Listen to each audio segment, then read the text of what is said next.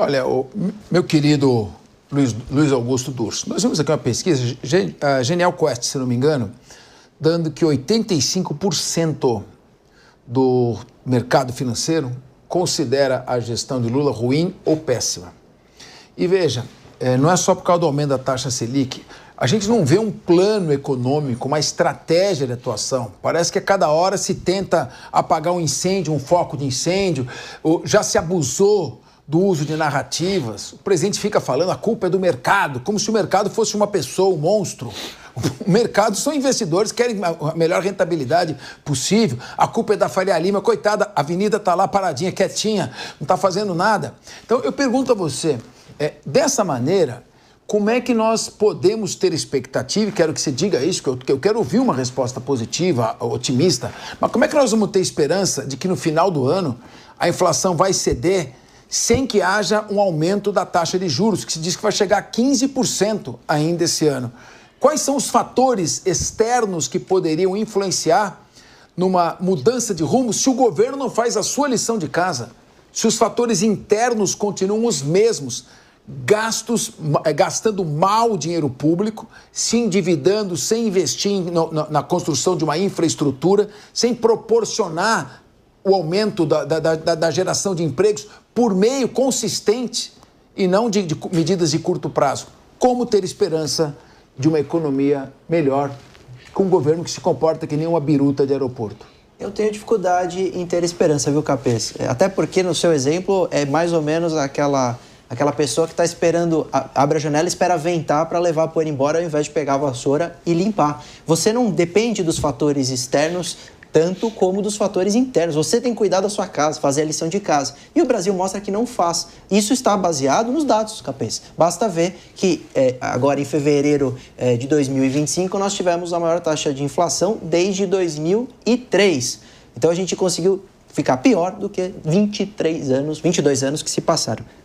Faz 22 anos que agora, desde 2003, nós tivemos a pior inflação para fevereiro. A mesma coisa é refletida na taxa Selic, tem que aumentar os juros para controlar a inflação, 14,25 aumentaram na última reunião do Copom.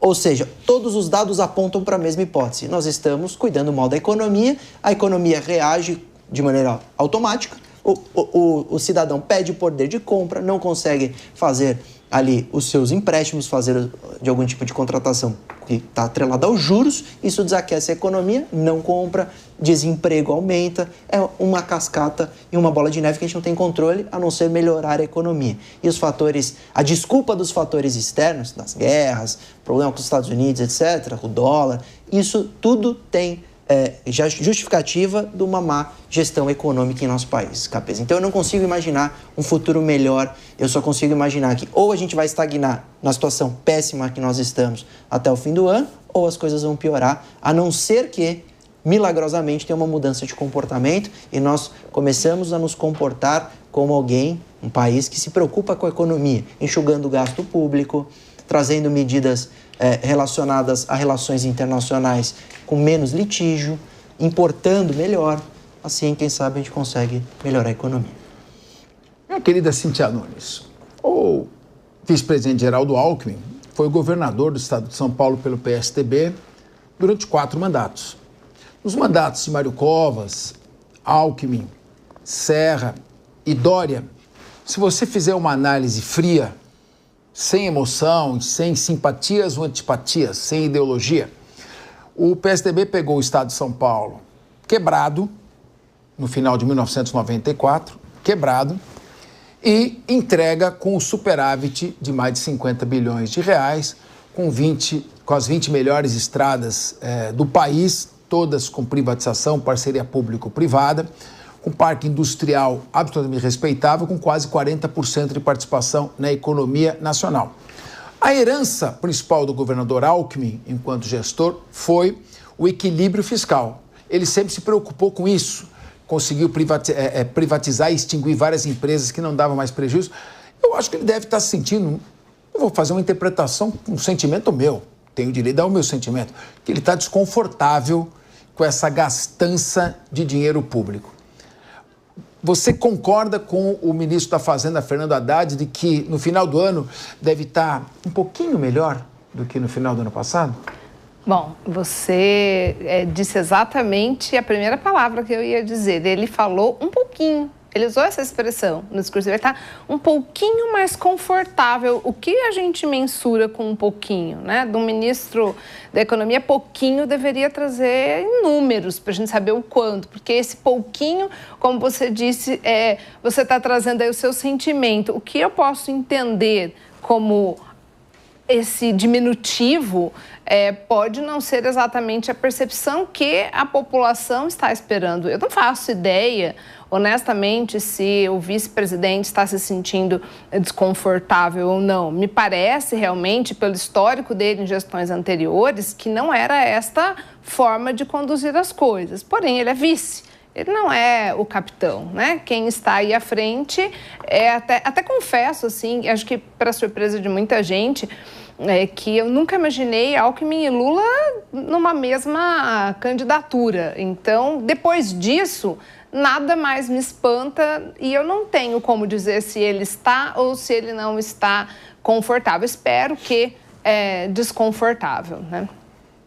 Mas, de toda forma, só finalizando, esse pouquinho eu quero sentir no meu bolso quando eu for fazer compras, assim como a maior parte da população. Se isso não se refletir no supermercado, na feira, naquilo que a gente precisa dispor dentro da nossa casa, eu acredito que esse pouquinho não melhora nada, absolutamente nada, não só para o governo, mas também para a população de forma geral. Até porque o que a população está sentindo no bolso é justamente um pouquinho. Meu querido Luiz Augusto Durso. Sabe quem não sente um pouquinho, Capês? O rico que tem dinheiro investido e aproveita os 14% da taxa Selic com 1% de rendimento ao mês, de ter o dinheiro parado, sem precisar investir. O empreendedor não precisa mais arriscar. É muito melhor estar com o dinheiro parado. Inclusive, eu vi ontem aqui na Jovem Pan uma entrevista de uma economista que ela falou, você investe num DI, LCA e tal, e ganha uma rede de presente do banco que você vai deitar na rede e esperar seu dinheiro melhorar. E sabe, isso é bom para quem? Só para essa classe que consegue congregar muito dinheiro perto da grande maioria da população que precisa ralar mês a mês para pagar as contas e a inflação está tirando seu poder de compra. Ou seja, esse governo que se vende como governo do trabalhador, governo do pobre, governo de quem mais precisa das assistências sociais, ajuda, no fim, com uma má economia, quem é rico. Quem tem o dinheiro parado num investimento que rende 1% ao mês. O poder de compra está diluindo a cesta básica, está diluindo o salário mínimo, que para comprar uma cesta básica, depende às vezes gastar metade do salário mínimo para você ter a comida e o pão em casa. Não é à toa que o preço do ovo disparou, mas aí pode vir os outros dizer, não, mas o calor atrapalha a galinha lá para botar os ovos. Nos Estados Unidos nós temos gripe aviária, então está mandando muito ovo para fora e no fim vai ver e não é exatamente assim, teve uma diminuição de envio dos ovos para os Estados Unidos. Na verdade, o preço está alto por uma má gestão econômica. E esse é o preço que a gente paga por termos eleito alguém que coloca na cadeira de ministro da Economia um atécnico, um indivíduo que não é economista. É isso que está acontecendo no Brasil. Mas tem uma coisa também, né? Deram um canivete para ele atravessar a Amazônia, porque o presidente fala, você vai ser o ministro da Economia, vou continuar metendo o pé na jaca, vou continuar gastando. Você falou, os ricos estão se dando bem. Por enquanto, né? Porque daqui a pouco o governo vai começar a tributar os rendimentos das aplicações. Aí quem aplica vai deixar de aplicar e o governo não tem mais como tomar dinheiro, ele está endividado, ele tem que subir mais os juros ainda. Então ele sobe os juros e tributa, sobe os juros e tributa. Eu falei, é um governo que bate e assopra nele mesmo, ele dá um murro nele mesmo e depois faz um curativo. Assim realmente fica difícil. Mas a solução é taxar os muito ricos. Aí eles saem do país e ficamos só nós, os muito pobres.